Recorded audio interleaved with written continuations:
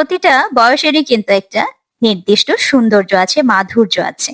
কেন বললাম? এই ধরুন বৃদ্ধ বয়সটাকে আমরা অনেক বেশি মনে করি যে এটা খুব বাজে একটা ব্যাপার। বৃদ্ধ হয়ে গিয়েছি মানে জীবনটা শেষ, ব্যাপারটা কিন্তু একেবারেই তেমন নয়। বৃদ্ধ বয়স মানেই জীবনের রং ফিকে হয়ে যাবে, এটা একেবারেই ঠিক নয়। বরং এই সময়টাকে একটু বুদ্ধি, একটু হাসি আর একটু নিজের মতো করে সাজিয়ে নিতে পারলেই জীবন অনেক সুন্দর হতে পারে। জাস্ট প্রয়োজন কিছু সহজ অভ্যাস আর মানসিকতার পরিবর্তন। প্রথমে যে ব্যাপারটা মনে রাখতে হবে, ছেলে মেয়েদের জীবনে অতিরিক্ত মাথা ঘামানো যাবে না। দেখা যায় আমরা ছেলে মেয়েদের অনেক বেশি বড় হয়ে যাওয়ার পরও, তাদের বিয়ের পরও তাদেরকে নিয়ে খুব বেশি মাথা ঘামাই। এই জিনিসটা করা থেকে বিরত থাকতে হবে।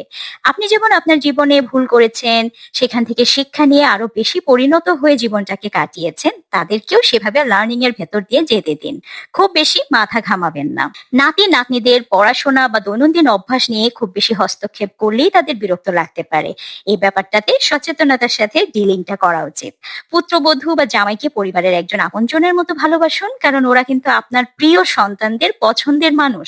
তবেই দেখবেন পারিবারিক শান্তি বজিয়ে থাকবে। সন্তানদের ব্যক্তিগত বা বিবাহিত জীবনে মতামত দেওয়ার আগে ভেবে দেখুন আপনার কথা সত্যি প্রয়োজন আছে কিনা। সবসময় নিজের সময়ের গল্প শুনিয়ে তরুণদের জীবন মাপতে যাবেন না।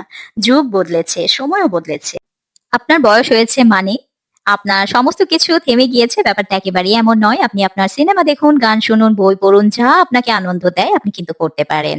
নিজের পরিচ্ছন্নতা আর সাজগোজ এটাও ভুলবেন না। বয়স যাই হোক, পরিপাটি থাকলে মনও তরতাজা থাকে। বয়সকে বোঝা মনে না করে নতুন ভাবে উপভোগ করুন প্রতিটি দিন।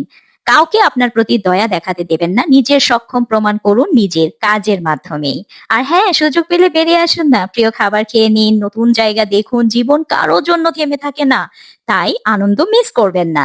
হাতে থাকা সময়টাই হচ্ছে আপনার আসল সম্পদ।